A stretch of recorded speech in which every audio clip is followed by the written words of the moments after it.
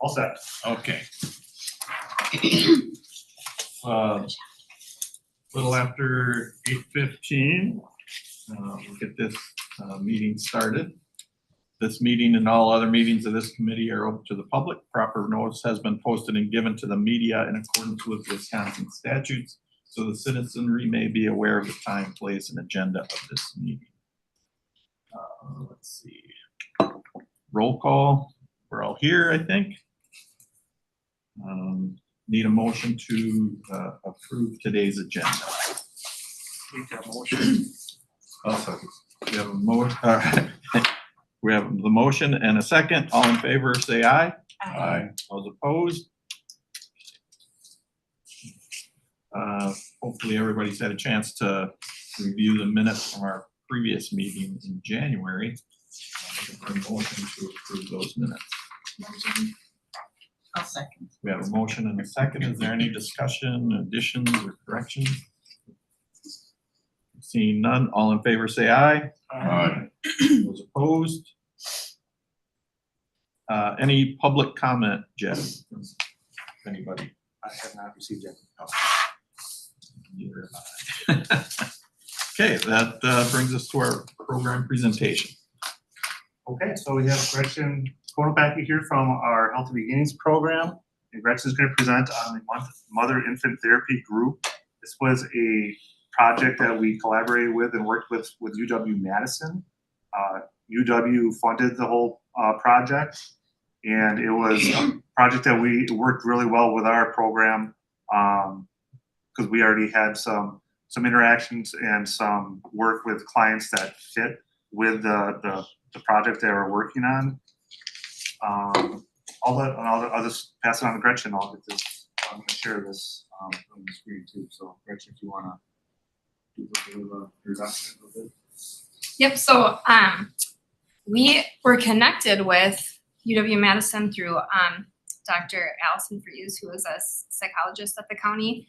So we got involved in this, so it's addressing postpartum depression and home visitation programs as part of this research project with UW-Madison. We started as, so there was the MITG wing of the project, and then there was services as usual. So we were connected just starting out with the services as usual. So we were screening our clients, but we weren't participating in the mother infant therapy group intervention. But we got through that part, and then they wanted us to get involved with MITG part of it. So then we got the training. So then we were able to do the mother infant therapy group. So in order to be eligible for the group, you have to have, so it's mothers with children under 12 months of age. They had to, yeah, so really the project, the point of the project is to reduce the risks associated with postpartum depression. And it's really focusing on mothers in home visitation programs throughout the state of Wisconsin. So if we want to back up a little bit, I guess I can explain a little bit about postpartum depression. So it's a type of moderate to severe depression that can occur within the year after giving birth. According to the Office of Women's Health, 1 in 8 new mothers report experiencing symptoms of postpartum depression in the year after childbirth. So some symptoms, if you want to go next one, Jed, some symptoms of postpartum depression would be feeling angry or moody, sad or hopeless, guilty, shameful, or worthless, eating, sleeping more or less than usual crying or sadness, loss of interest, and just like pleasure in the things you normally would have enjoyed doing, withdrawing from family and friends, and then possible thoughts of harming the baby or yourself. So UW-Madison, they wanted to focus on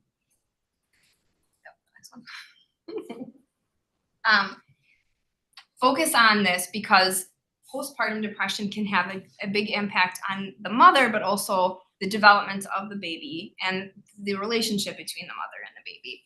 So the impacts that postpartum depression can have on child development, so it can increase risks for delays and emotion, behavior, and attention regulation through early childhood, impacting school readiness, risk for kind of lifelong mental health concerns for the child, and less secure infant-parent attachment is how that postpartum depression and those symptoms can impact child development. And then next is how it can impact parenting. Go to the next one, Jen. So, and a lot of times, and we found this in our program as well, a lot of times there's like kind of that additional trauma, like childhood. So we talked about adverse childhood experiences. So there's unresolved trauma as well as the postpartum depression. So the mothers experiencing postpartum depression, that unresolved trauma, so that's impacting how mom is able to respond to the baby. So she's less able to read, notice, and respond to the baby's cues. And then the infant impact is those increased behavioral problems and developmental delays. So, but mothers who experience depression but are able to still be sensitive and responsive to their infants have infants who are much less likely to experience those developmental delays. So that's why it really kind of suggests the importance on focusing on supporting the mom and increasing her ability to provide that sensitive and responsive care. Okay, next one. So Madison, UW-Madison, they wanted to focus on home visitation programs because there are home visitation programs throughout the entire state. Every county looks a little bit different, but they're throughout the state. Most times those home visitation programs are already providing services to pregnant and postpartum moms, oftentimes at-risk moms living in poverty.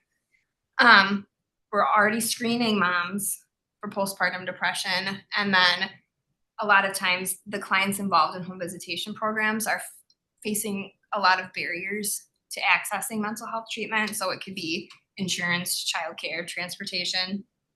So it can help integrating this MITG intervention directly into a home visitation program can help remove some of those barriers to treatment.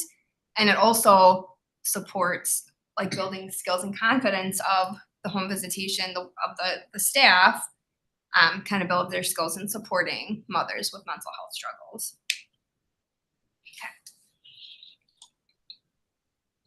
And it is really, so postpartum depression really is a public health issue. So reaching the large number of mothers living in poverty, experience of depressive systems and relational trauma, especially in those marginalized, underserved communities, is really necessary to increasing access to care, which I know that's a big focus of public health.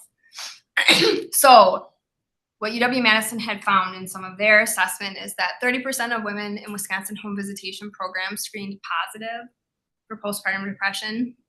So in 2024, actually 50% of our postpartum moms screened positive. And we screen for postpartum depression, and then we also do a screen for anxiety, and 40% screened for anxiety. So 70% of women who go untreated for postpartum depression, so they suffer, they have symptoms impacting their life for more than a year. And then 60% of women with postpartum depression have that co-occurring trauma. So it's 4 or more ACEs of those adverse childhood experiences. So we obviously found a need for some additional support. And this has been a focus of our program this last year, also through MCH, Maternal Child Health Grant. We really wanted to focus on some of our policies around postpartum depression. So we wanted to have better policies for screening, for identifying moms who need support, and then also for like referring and follow-up. So this is part of, so our team here in Waupaca, who are part of MITG. So from UW-Madison, it was the School of Medicine and Public Health, so the Department of Psychiatry. So then the Healthy Beginnings program in public health, and then we partnered with Human Services, the Behavioral Health, and the Birth to 3 programs worked with us on this project. So it was a process. We started this in January of 2024. So we had started, like I said, in the services as usual. So we had started screening some of our moms as part of this. And then in the spring, we actually started getting trained to provide the MITG intervention. So it was a lot of training for staff. There's pre-assessments for the mom. So like I said, first of all, the mom has to be, so postpartum, so there needed to be a baby under 12 months. Then mom had to screen positive for either postpartum depression, anxiety, or she had to have 4 or more ACEs in order to be eligible for MITG. So then once we screen the moms, if they were eligible, then we would get them involved in the project if they would want to. So we had like a permission to contact. So they agreed to allow UW-Madison to contact them and then kind of get the process started. So it started with an individualized family session with a mental health clinician. So there were 2 therapists through the county who worked with us, and they provided the mothers group, and they provided the individual family sessions. So mom would meet with a therapist. They would have a session. Preferably it was with mom and her partner, if the partner, but we didn't have a ton of the 5 moms who participated, there were 2 partners who were involved. Then with the home visitor, it's called the Brief Early Relational Assessment. So it's a video recording. It's 2 to 3 5-minute segments, and it's focusing on, there's like a structured task. So mom is trying to do, like, they play with blocks. They read a book together. And then there's another part that's just free play. So it's just recording mom playing with the baby to see how mom interacts. Then we score the BERA, and then that gives an idea. We're looking at a lot of different elements. So it's looking at the mom, the baby, and then their interaction. What are the strengths? Where are some areas where mom needs support? So then the actual group was 12 weeks. And then there's additional week of post-assessment, and the families had an individualized, like a wrap-up session with the therapist. And now there's continuing. So they're just right now, they're doing like a 3 to 4 month check. The group finished in December. So now the moms are getting checked on periodically. So they're like rescreening, they're doing the ASQ. So they're doing developmental screens on the babies. Well, they're not babies anymore, now they're toddlers. And they're doing additional depression screens for the moms. So the actual group structure, so we did this, it was once a week for 13 weeks. It was, moms had a group for 2 hours, so it was the moms and 2 therapists. And they focused on really building the social connections of the moms, because a lot of times, especially like new moms, that postpartum period can feel very isolating. And a lot of these moms had issues with transportation. There were like economic concerns. So they felt very disconnected, felt like they didn't really have a support system. So it was just that here's a group of women who are experiencing what you're experiencing. You're not alone in this. So that was a huge part of the group. But then they would work on, so there was like a workbook that they would work through. They did yoga. They would work on breathing, mindfulness. So these strategies to help take care of themselves, but then they also focused on communication, asking for help, a lot of the different skills, and then really supporting their awareness of like mood, anxiety, trauma, how that can impact your parenting. While the moms were in their group, the babies were in another group with childcare providers and staff. So it was really allowing the babies to have a time where they had very responsive care. They're very attuned to their emotions, to their cues. So we are also trying to like build the emotion, their attention. And we like, the big goal of the group is to have the babies like calm, regulated, in a good mood by the end of that group. Because then afterwards, we had a group where the home visitor, the mom, the baby, we would come together in a small group, and we would support mom playing with baby for 45 minutes. So that was the dyadic group. So moms and babies would come together. We always had songs, and we read books, and we played games. Infant massage, we'd have different activities each time. And then, so each one then would have like most of it was home visitors. So most of the moms involved were in Healthy Beginnings. There was one in the Birth to 3 program. Another mom was in Healthy Beginnings, but also was in behavioral health. So her therapist actually came and supported the dyadic group, mom and baby during dyadic. But it was really supporting mom, helping mom feel confident in interacting with baby. A lot of it was like praise and helping mom to wonder with like what's going on with the baby, letting mom know when she was doing something well, or just a lot of the moms responded. That was what they responded really well to, is just like, that was so great that you had such a good idea. Or like helping mom to notice, like, you smiled and she smiled. She was so happy to see you. Just helping to build some of that confidence too for the moms. Okay. So that's how the group went. And then, so the location, we did this at Faith Community Church, which was amazing. It had the perfect setup for us for the group. So when moms would get there, we had breakfast. So Aquamos in town were awesome and amazing and gave us a really good deal. So they catered every single session. So the moms would come in, have a nice breakfast. The babies would go to childcare, and then moms would go to their group. Transportation was an issue. So 4 of the 5 mothers traveled 30 plus miles round trip because it was in Waupaca. And most of the moms, only one of the moms who attended actually lived in Waupaca. So they provided gas cards, the money. So this is all the funding that UW-Madison provided for this. So it also paid for childcare. So we had 3 providers. So there were 2 in the infant room, and then we had, well, they actually just all ended up in the infant room. But then we also had sibling care.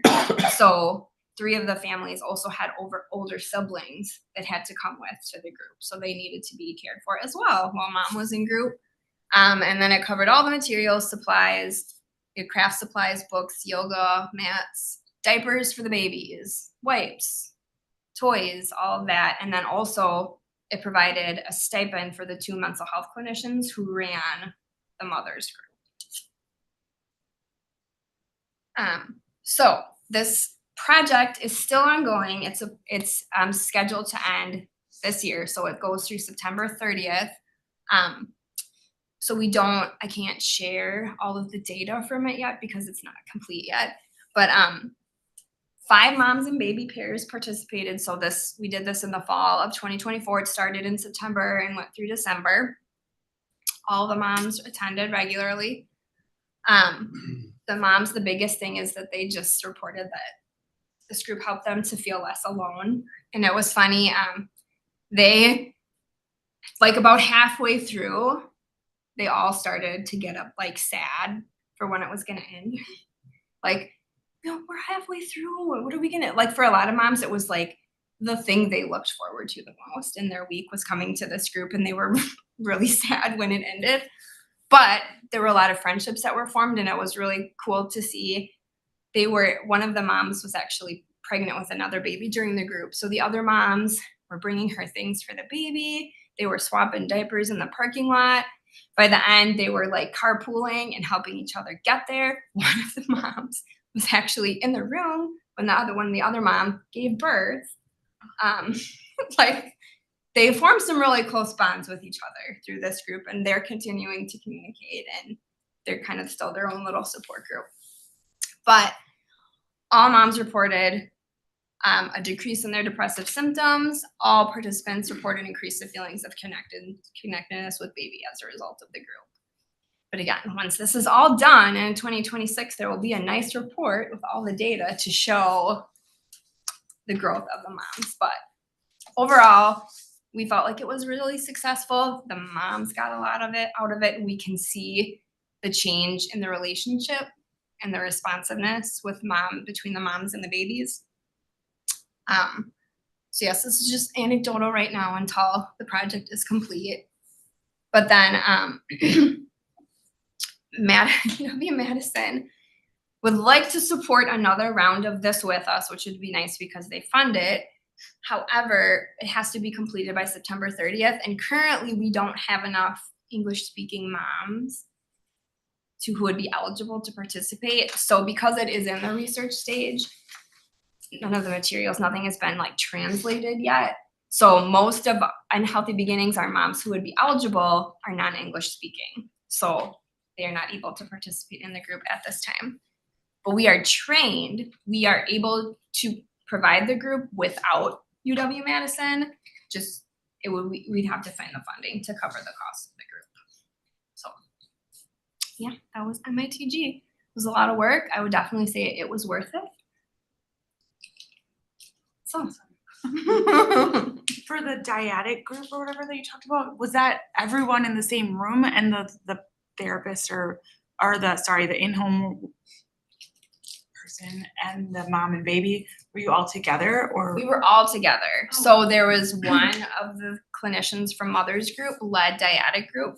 So Allison led dyadic group, but yeah, so there'd be the mom, the baby, and then they would each have their own support person, and all of us were in a room together. That's cool. And then for 2 of the sessions, dads or partners were invited to participate, but only 2 of the dads did. But 2 dads did come for 2 sessions, and then they were there for the Mother's group. They separated and they each had their own clinician. They had like their own separate little dads group for 2 of them. The focus was really on communicating and supporting your partner who was experiencing postpartum depression. And then they came to the dyadic group too. So the dads were there to also play with the baby and get support in their relationship with the baby. It's good that there was like funding to get rid of all the barriers to get there and, babysit, like, cause that could make, if that wasn't there, I could see that there would not be follow through for like 12 weeks or whatever it was. Yeah, and that's a big commitment. When you're like 3 months every week, I need to come 3 hours once a week. During the day? And yeah, it was in, so we had it on Tuesdays in the morning. It was from like 9:30 to 12:30. Awesome. So when you started out, what was considered the goal or success?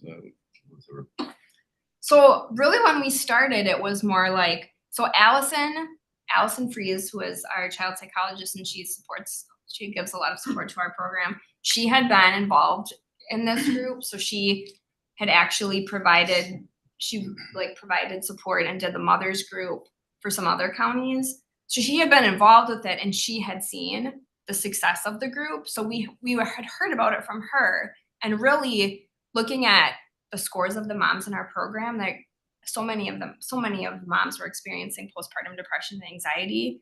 We need to do something.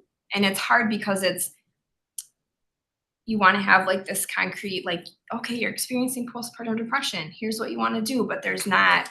We can, refer to doctors and try to provide some follow-up, but again, it's all those barriers. So a lot of times the moms don't necessarily follow through with those things. And we can see how that postpartum depression is impacting mom and impacting baby. But it was really, we need to do something. We need something to offer. And it was nice that it was just as part of our program, we had this like very concrete source. So like, okay, you're experiencing postpartum depression. Here's the thing I can offer for you to help you. Did you feel you've reached that point then? This was a success, at least this group was? Yes. It seems like it. Yes. I'm just kind of wondering. Yes, and I can see, so one of the moms that I work with was in the group, and I'm still, so they can be in our program till age 5. So I have years yet that I can still, but just how this group has impacted mom, and she's still carrying those skills. And so when they do their final family session with the therapist, it's a lot of what can we do now? What support do you need now? And a lot of them by the end of that were open to like seeking therapy. Like, this feels really good. I think I need to like find a therapist and continue to do this, or I need to focus on having a group and keeping a connection with a group, because they realize like I do need support, and it felt really good to have some support. Awesome. I was just gonna have, we weren't the only project site that UW had worked with. Another county, I think a city and maybe another organization were also participating. I think based on what we've heard and the feedback, I think we probably had the most successful project site. with participation They- for sure. Yeah, because every mom, there was growth with every single mom in our site. So I think that's part of why they want us to do it again, because our data makes the project look really good. So It's just getting through barriers of like, it's just, yeah, and it is one, and it's there was a lot of coordination, and so as part of the research, everything had to be recorded. So it's like every session had to be recorded. There's documentation that goes with every single session, sharing that all with UW-Madison. So I mean, it was a lot of work. It was very time consuming, but I think it was worth it. And if we were able to continue this on our own, we wouldn't have to do all of that. But that part of it was a lot. Madison provided a lot of support, and they sent the cameras and hotspot, like everything we needed to do it, they provided. would they be able to, like, if they want you to do it again, your barrier is funding for like an interpreter? Is that kind of the barrier? So there is money within this to do another 12-week session or another round of this with UW-Madison, but we have to complete it by September 30th is the problem. And right now, you need at least, in order to do the group, they want you to have like 4 to 6 moms. And we don't have enough who are English speaking right now, who have a baby under 12 months, who are screening positive, who would be eligible for the group. So that's, if we have some referrals coming in, it would have to be like a very quick turnaround, because it's like we get a referral, we have to get the mom in Healthy Beginnings, then start screening and get them going in MITG, because kind of the pre-screening, all of that part of it takes about a month or 2 before you can start the group. Right, and So- then you run into summer and boom, it's. Well, and then it's hard because then there's potentially more kids, you need more childcare, like, yeah, it's all the barriers. And maybe will they do another study? Like, would they do another round of it after September? I don't know, that funding is kind of all up in the air now, and they were hoping it would maybe be extended, but it sounds like no, September 30th that's gonna end, so that everything needs to be done by September 30th. So we're working on it, we're working with Birth to 3, but it's just trying to identify clients who would be eligible, and then we have to get it. Coordinating staff's good, that's a part of it too, because it was a lot of staff, so it was all of Healthy Beginning staff, it was all of the Birth to 3 program. There were 2 or 3 4 therapists within behavioral health, or three that also supported. So it was a lot of staff commitment and trying to organize getting staff freed up for 3 hours once a week, every week. And they didn't all have to be there for the entire time, but it was. And then we met. So then after group, so we get there, we set up, we have the group, we clean up, then we would go back to the county, then we'd have a meeting with UW-Madison for an hour every week after group to talk about the group. So So ultimately, the study, the data from that would show counties that this works, and it should Yes. be something we should buy into Yes. and somehow support. yes. And potentially there would maybe be additional funding once, they're done and they're showing like MITG and like embedding this intervention within home visitation. Yes, this works. This is a thing. Maybe, but yeah, it's because I mean, you need, so it was 26,000, right, between 2 sessions that was provided by UW-Madison. So I mean, to do it, it's like, it's like $8,000 to $10,000. So it's costly, but worth it, I would say. But, and I mean, and there are like ways around it. I mean, you wouldn't necessarily need that much. There are other ways that you can figure it out. It was just, we had the funding with Madison, so we were able to get all of the extra childcare providers and the gas cards and the food, and you wouldn't necessarily need to do all that. It was really nice to have, but we had 3 childcare providers who were amazing. So they are involved in like the CLTS program through the county. So they were all recommended because they provide respite care for other county programs. So they were amazing. They were so good with the kids and mom, because the part of it too was they had to also do some training, the childcare providers, because they wanted to have a nice interaction with mom. And then when the mom would come back to get the baby. They talk to mom about like what happened, what did they do. So they wanted to support that like separation with mom and baby, and then support mom and like reuniting with the baby, because we were trying to get everyone good and ready to be in a good spot. Like, no, let's go play together for 45 minutes. And it didn't always work, but some mothers were like all the babies were tired and sleeping by the end. So half the babies were sleeping during the play group, but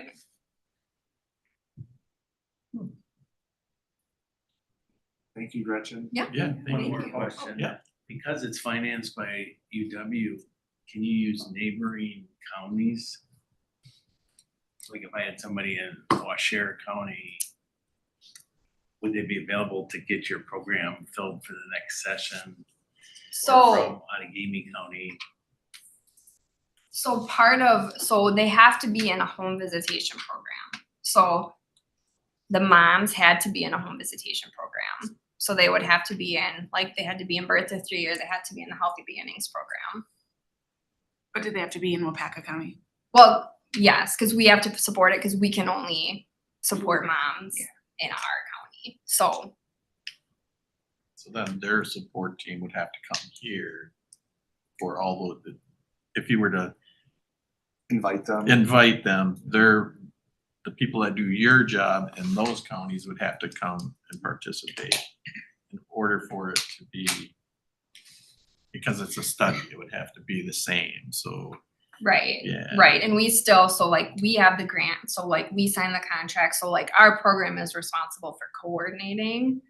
But we were trying to figure out, like, is there a way to get, if there are other moms and but Madison was like, no, they have to be enrolled in a home visitation program, because so they're wanting to show the effectiveness of the MIT intervention, but also just moms involved in home visitation, that ongoing support also has an impact on postpartum depression and anxiety. So, and there's continuing follow-up. So they're still tracking these moms, and we're helping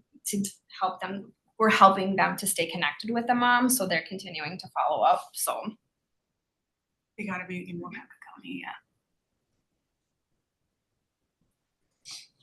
yeah, so we have a lot of moms who would be eligible. Just the majority of them are not English speaking right now. Most of our new referrals have been Spanish or Haitian Creole speaking. And unfortunately, at this time, they are not able to participate in MITG. So they're working on interpretation. So that's the goal. By the time they're done, materials will be translated. You have to fix, because then you need a translator, but that is the goal, that you'd be able to use it with non-English speaking populations, but not So if the money were to fall out of the sky, yet. would it be something our county that you guys could implement Yes. if there was enough money to make the program work the way you had it set up through the study? Yes. Yes. And it's something that we would like to be able to continue to offer. But again, and there's still a potential that we may be able to figure out a way to do it. UW Madison is very insistent. They would really like us to do this again. And we would like to, but it's like, if you don't have the moms who would be eligible, it's hard right now. And then it's like that time crunch. So we would really have to get the group started by like June in order to be done in time. So we'd already pretty much, now we're at the point where we would need to be starting to screen. And so just kind of that time crunch that we might just run out of time to be able to get another round funded by Madison. Unfortunately, right now, we're in the sky is falling part of the budget season. You know, it's the worst possible scenarios are brought up at this time, so it sounds to me like a very worthwhile project that maybe we should start getting our heads together to try and figure out. And like, is there ever grant funding or things like that your department could ever? Yeah, I mean, there are other things, there are other ways, there's other funding that we could look for. I think that we should. I mean, I think this is a worthwhile project, and it's nice just to be able to have this as a referral source when you have moms who are struggling with postpartum depression, anxiety, so, which is really common. We're seeing in our data and our screening, half of our moms are struggling, our postpartum moms are struggling with depression, so, And that's just the moms in your program. right. We all know moms that aren't in programs that struggle too, so. And birth to 3 also, and they don't screen. So screening for depression, anxiety isn't really a part of what they usually do. So this is, I think, helped get them thinking about this and I'm hoping they will maybe implement some of this into their process too.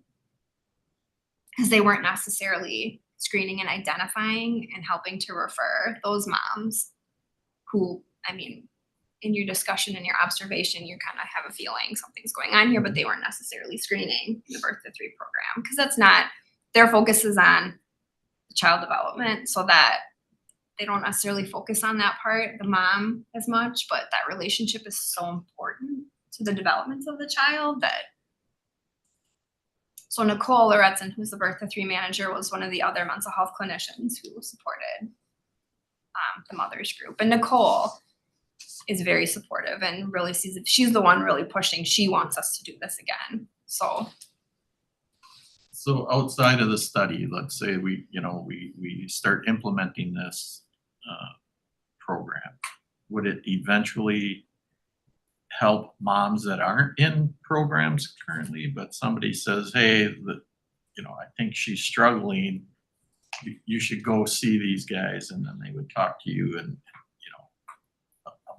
mom that's not in any of the assistance programs or anything would be able to say, hey, I'm having trouble here, could I come to this program?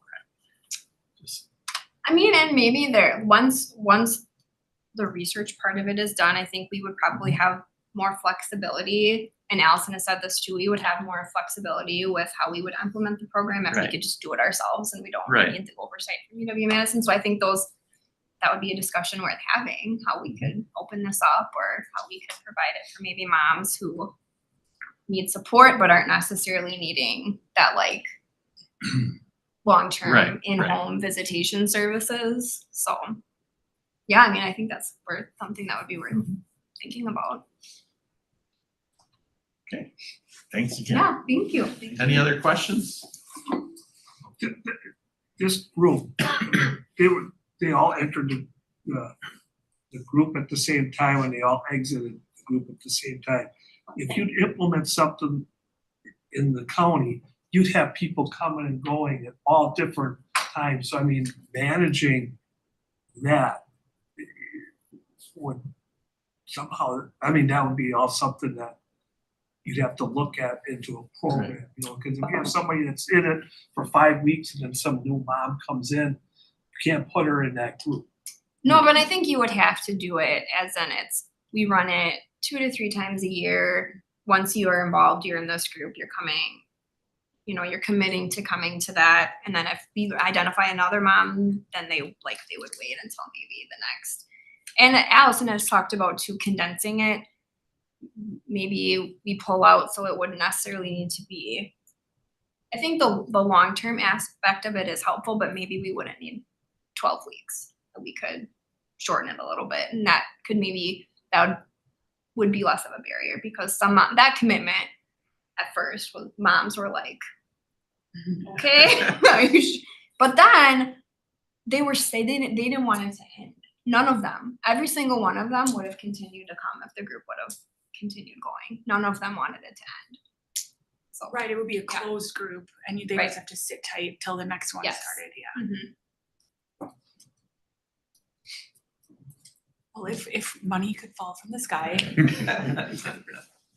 Yep, and we haven't, I mean, this was Madison, the funding was there, so it's not, we didn't have to look for, but now that if we know, and we had no idea like what to expect but now seeing it and being involved in it and seeing really how powerful this group was for the moms and the babies and it was like, and the staff involved and the childcare, like everyone got attached. The childcare providers were like, all of them well, there was one who had some health issues, but 2 of the 3, she would do it again if it worked. But they were like, you're gonna do this again, right? We are here. We will help anytime. Let us know. This was amazing. Like, That's the frustrating part of our job, is when you see a good program. It's like, how do we find the money for it? But it's a good program. and just the growth, like even looking at the dyadic by the end, there's moms that would start out. My mom was one especially. She had no confidence and she felt rejected by her baby and she felt like, I don't know what to do with her. So like her first that recording of the mom and baby interaction was like, the scores were not great. Mom didn't, but the last one, like by the end, like she was engaging her. She knew what she liked. Like they were just laughing together. It was like 45 minutes, nothing, like all the other distractions were put to the side and it was just the 2 of them enjoying each other. Like it was really amazing to see. Any other questions? Okay. Thanks again. Yeah, thanks for having me. Jed, you're up. All right, remodel updates. I just have a few. A couple weeks ago, we got our last couple pieces of equipment that we hadn't originally got. So just some chairs and like a office piece of equipment that was still kind of lingering. But I think we have all of our office equipment has been delivered. Everything's done construction wise. We vacated one of our old spaces, which was our DOC, our Department Operations Center, which we use for meetings, but we use as a response meeting room as well for any emergencies. But we vacated that room so that children's support is going from 3rd floor is going to come down and move into that.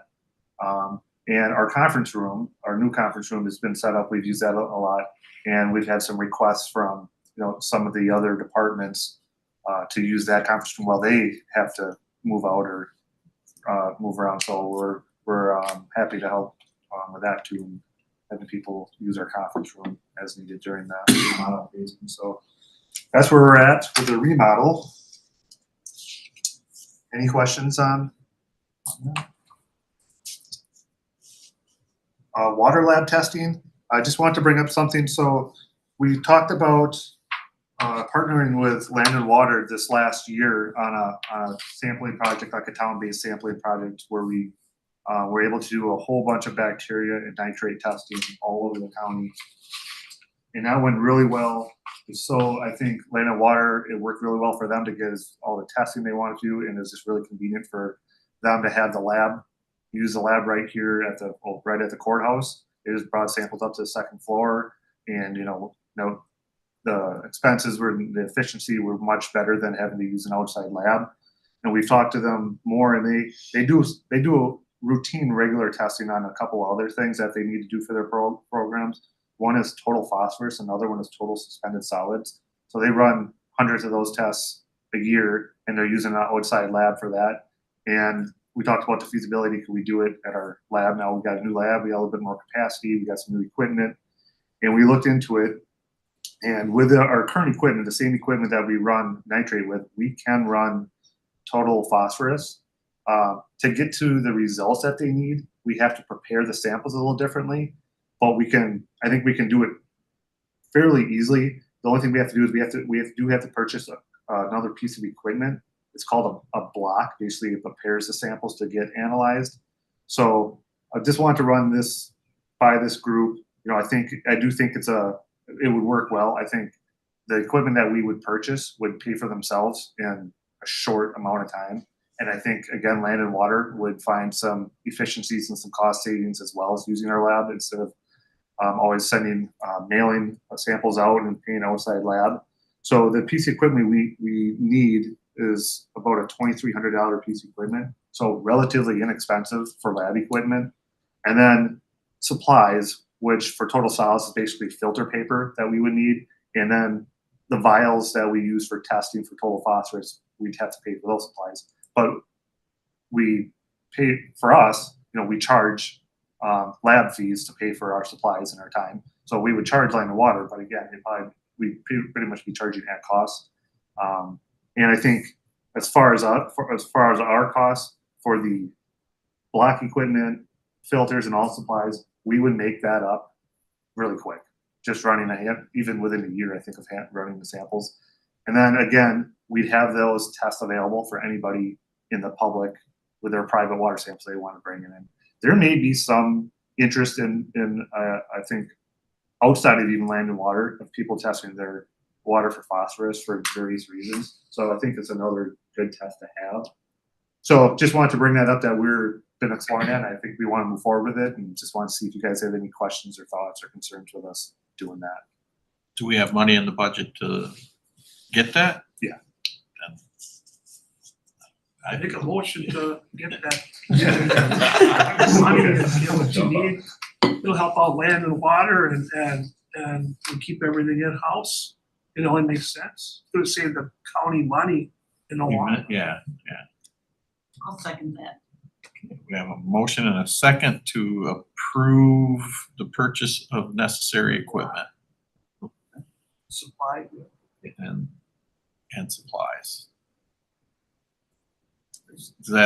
Does that cover it? I think so. Okay. Do we need to say aye? Yeah, we'll have to vote. So all in favor, say aye. Aye. Those opposed? Okay, we'll have our support on that.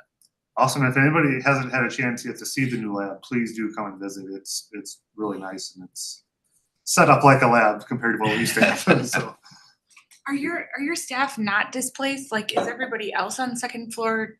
But it's because your remodel came first? we already did. So we were displaced for this last year for several months. Staff were displaced. We've all moved back in, and now on the second floor, the rest of the second floor is preparing to get displaced. Most of it, I believe, is. Yeah. Some of it will Some, stay. yeah, some are gonna stay, but not many. And then once phase one is complete, second floor will be done. So Which could take like a year. 12 to 18 months. We had a little setback, little hiccup, so we're gonna be starting 30 days later than we thought, but the time frame itself, once it gets started, it'll be 12 to 18 months. That they're estimating up to the possibility of a full 2 years, so. For But the whole thing. for the whole project, yeah. So Jed, on the things that you've expanded in the lab, are we getting that information out into the community saying, hey, you know, these are the services that we can now provide? And the reason I ask is my brother-in-law put in a new well and had to have it tested and, you know, was talking about, and now he's gonna have it tested again. And I said to him, you know what, I'm sending it up to Point. I said, why? Well, I didn't know anything about that. No, So, we do occasionally, we'll put something on Facebook, hey, did you know we have a lab, and here's what we can do. But I think we can do more of that. And obviously, when we get these additional tests in place, I think we want to promote that too. Is there a way to, like, all the well drillers in Yeah, the target county target them so that they they know would that say, yeah, we have to? Yeah, and the thing with well drillers too, so a lot of times when they test, their samples have to be reported to the DNR, which we are able to do for them too, so we're all set up for that as well. Yeah, so, I mean, if you can reach out to them. email or a flyer or something to all the right. well How do we drillers in get the this area. information into the community saying, hey, we've got this here, just bring it in? And we are listed, and for like well drillers, they have to go to certified labs for most of their testing.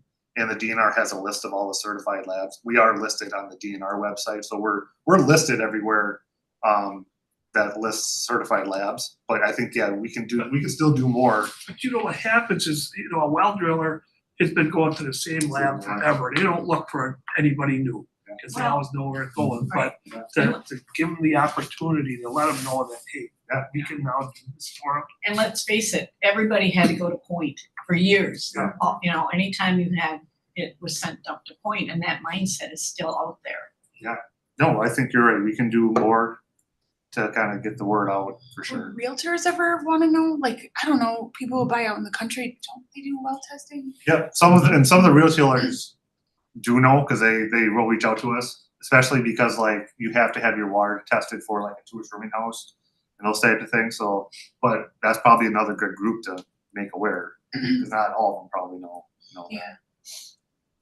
And usually, if you purchase a house, you don't have to, but most people will say, yes, I want the well tested before we Part of the home inspection. part of the home inspection. Yeah.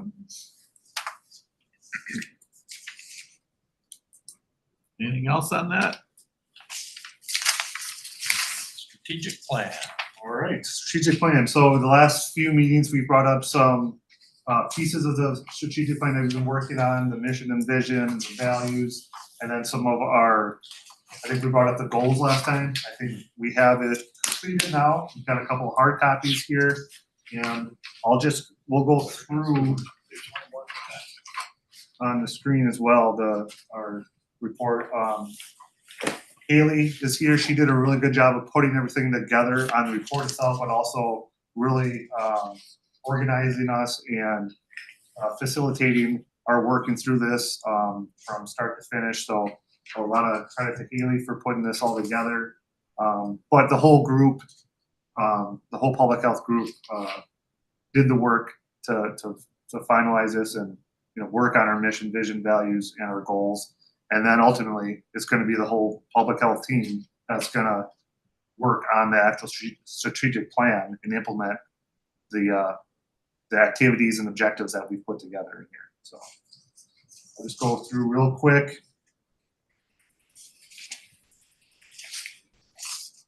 And if you have any questions or thoughts or anything, comments as we go through, just feel free to speak up. So we have just a real quick introduction from myself, and then, the first page is our overall mission and vision, which we talked about and presented to you guys before.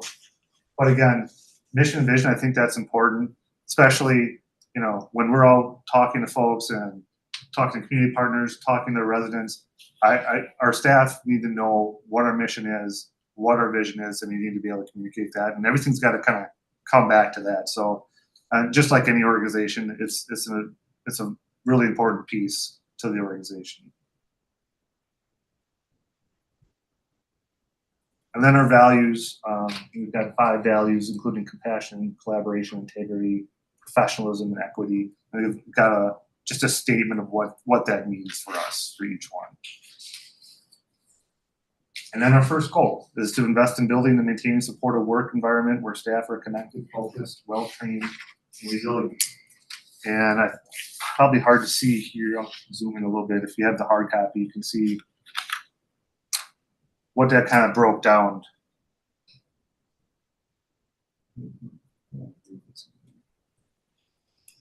Can I move it? Yes. It's real finicky though. Make it full screen. Oh, there we go. So just an example, objective 1, by December of 2029, create and implement a workforce development plan to provide a structured framework to staff onboarding, training, and retention. And then we have some potential activities. Assemble a workforce development team, assess workforce satisfaction and departmental culture, conduct a staff competency assessment, establish a list of annual training and professional development opportunities.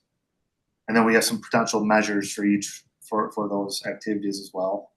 So we broke down, I think each goal has 2 objectives, and each goal has 5 potential or varying amount of potential activities. And ultimately what we're gonna, I think, do is we'll break down into some work groups that are gonna meet regularly, quarterly, or semi-annually, and we're gonna make sure that we're following through and working through our objectives for the strategic plan. Next goal within this, or next objective within the first goal, is to have all positions establish a continuity plan documenting short-term coverage and succession plans to ensure absences, vacancies are minimally disruptive to the department workflow. This is important. We've had some turnover lately, and we have to have people that if someone leaves, we can still fill in and back up and know what we're doing. So this is a really big one for us and important for us. Move on to the next.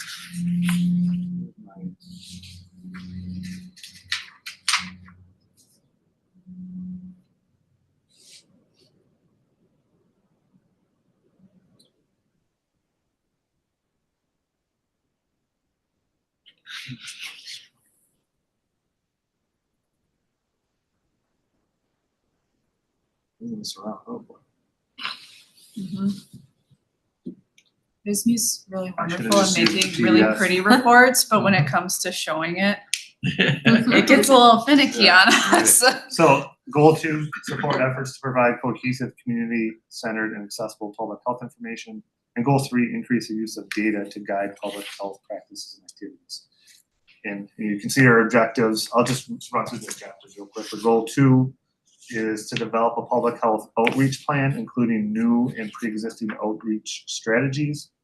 And then a second objective is to have materials for at least one public health program area will be assessed and revised to increase accessibility and acceptability. And then for goal 3, to increase data and guide public health, an objective is to create and implement a performance management plan to provide a structural, data-driven approach to identify and prioritize areas with health department services can be improved. And the second objective is have at least one quality improvement project to be identified and implemented for a public health service. And I'm not going to go through all of the activities you can see in the report, but I think this does a really good job of putting things together for us, laying things out, and pointing us in the right direction for the next 5 years for a strategic layout of how we operate. And that's the plan. So any questions or thoughts or comments? Does everybody here feel pretty good about what we've put together? I think it's everything is short and to the point where whatever project you're working on, you can easily see if it is pointed in the direction of your vision, and if it's not, then you don't do it. It's I think it's well laid out. It makes sense to have a plan if there's like a gap in coverage so that people can cross cover. That makes sense.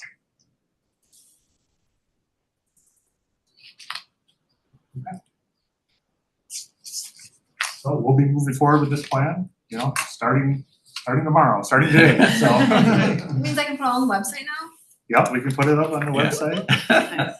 I really want to replace our old vision and values with a new one, so I really want to get that on the website. Okay, that brings us to personnel.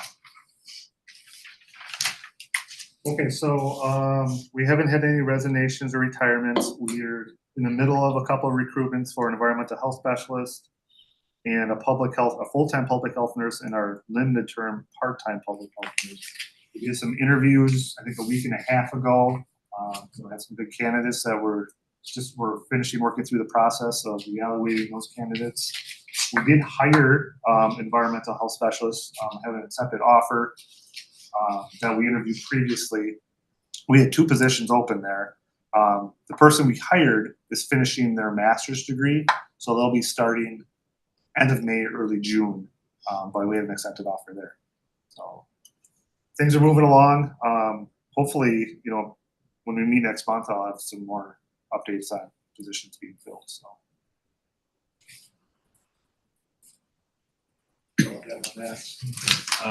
Your report.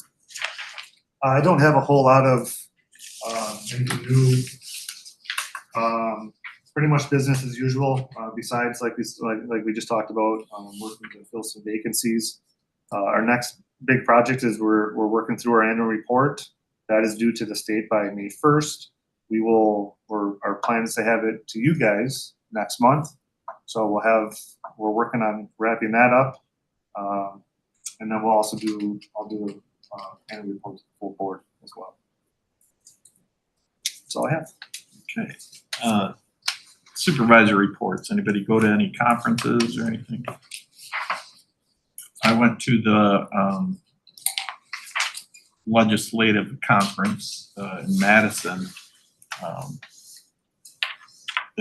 highly recommend it that people go to that one. It's you get to see the big dogs of the state government they bring up the leadership of each side, each party, and they sit on stage and talk. And you can tell there's friction there, but they're very professional. They bring their points out. You get to meet some of them and talk over some, whatever your concerns are. They'll sit and talk with you, and it's just a really good event. And it kind of reminded me their main topic was, what is the purpose of county government? And it reminded me of the story Jed told me when I first started on this board about how our job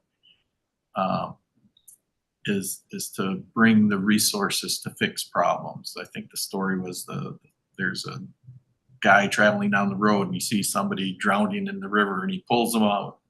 And just as he gets them out, he sees the second one. He pulls that person out, and then he pulls a third one out.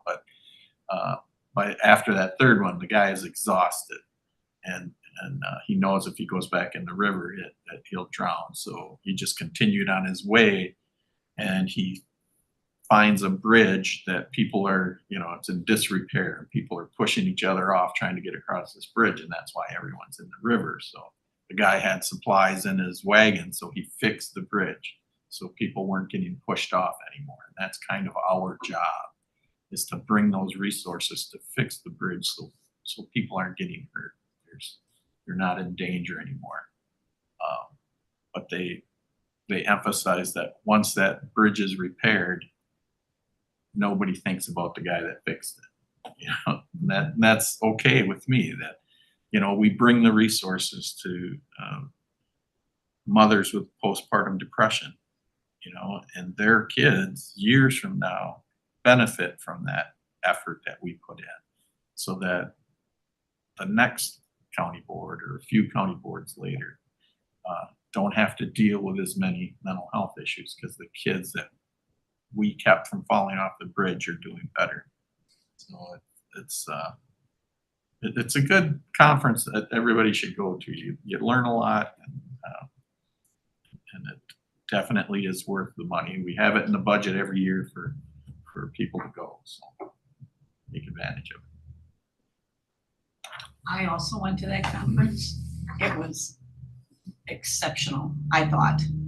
As someone new to this whole thing, it was really, really well worth the time and effort. I was only able to attend full day on Tuesday, but I will definitely be there next year. What I found, there were so many, every segment was so full of information. The one I really thought was interesting was the one from the people from Kenosha County and their drive to, I'm not sure what that lady's position was in the one that received the Emmy.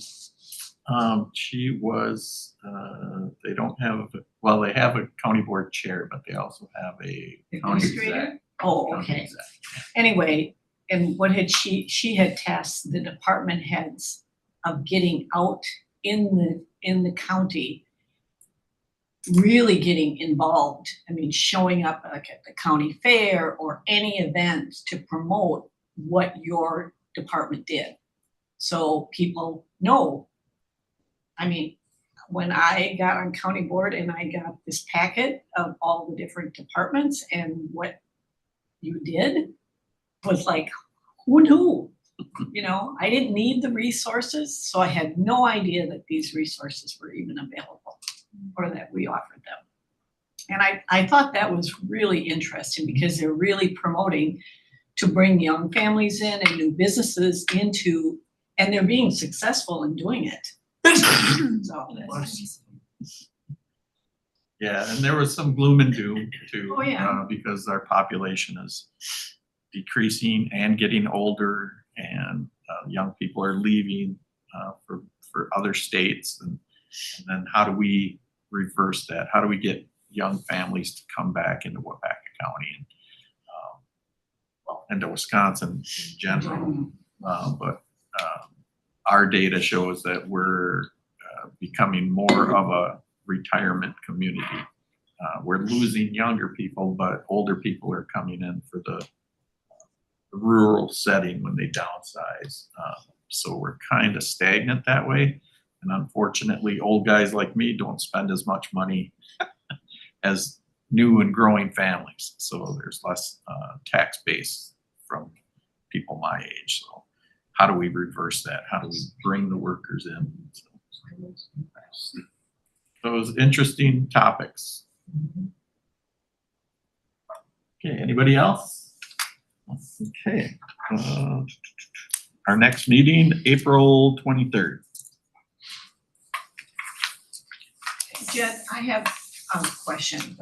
I received a phone call from an individual in my district that is managing a bed and breakfast for someone and was unaware that the townships have a fee.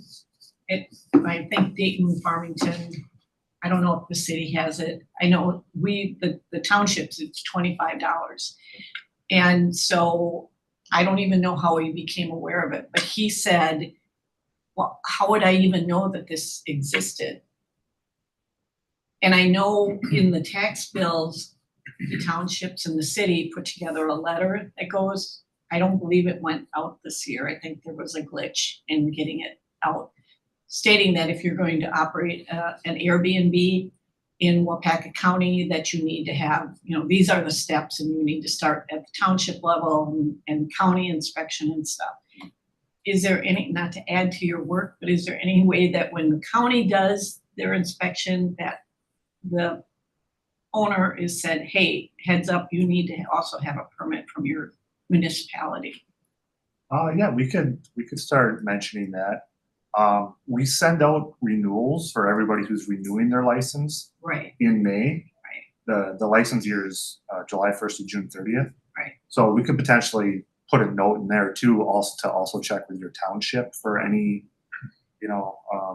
well, the gap came because the owner of the property would have gotten that letter in the tax bill, but did not pass it on to the person managing yeah. the Airbnb. Yeah, and for us too, like it always goes back to the owner of Right. And I know you can't cover everything, but he specifically made the statement. It would be nice if someone, like the county, because you're inspecting hopefully all of them, Yeah. would say, hey, do you have your certificate from your municipality? Yeah. I can look and see if we can put some sort of reminder, either like I said, in our renewal or even when we're there for an inspection, make sure you have this, and this also covered, which we do with a lot of things. We don't issue the liquor licenses for restaurants, but you got to have a liquor license from your municipality as well. So. Right. Okay, thank you. And we do inspect all of them that we know about. The ones we know about, yeah. know. Well, it's funny how the neighbors squeal on neighbors. It's funny how so many of them came out of the woodwork. Okay, I think that's all our business. Looking for a motion to adjourn. Okay, we have a motion to adjourn that's non-debatable, so we are adjourned.